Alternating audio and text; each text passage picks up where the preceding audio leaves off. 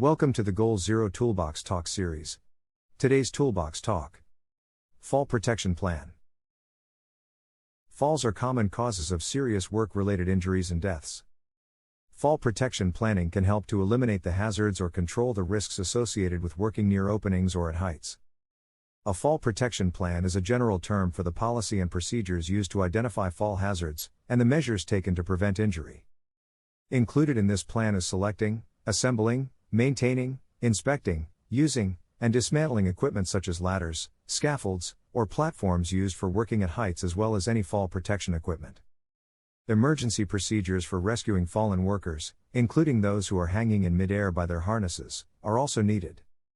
Fall protection plans must be specific to each site where workers are at heights. There is no one-size-fits-all plan. Requirements and equipment used will change from workplace to workplace, site to site, and job to job. Develop the fall protection plan by involving those individuals with direct experience and whose work will be most impacted. This involvement will allow for input from supervisors and workers whose work involves fall hazards. Involve the Joint Health and Safety Committee or representative during the plan development as well.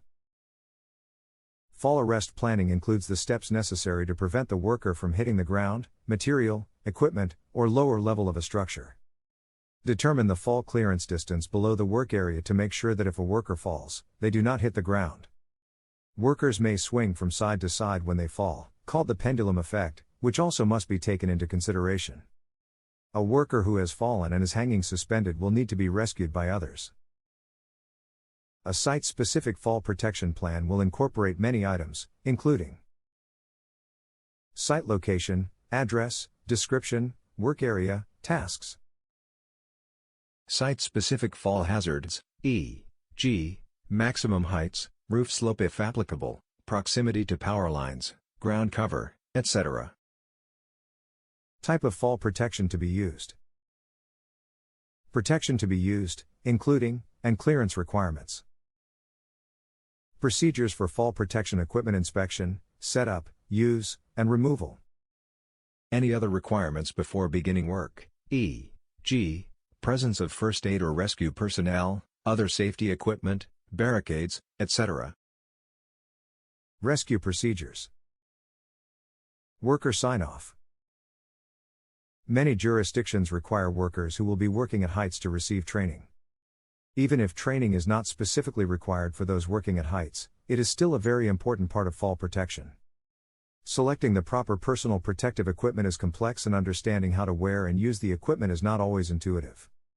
Workers and employers must understand how and when their equipment should be maintained, and how to identify damaged or incorrectly assembled systems. Users must also have a clear understanding of how to work safely on equipment such as elevated platforms, lifts, and scaffolds. Often after a fall is arrested, the worker remains suspended in the air and will need to be rescued by others. In other situations, the fallen worker could have injuries that require first aid. A rescue plan will detail how to return fallen workers to a place of safety while keeping rescuers safe. Designated rescuers must be adequately trained and have easy access to all the equipment they need to effectively rescue others safely and as quickly as possible.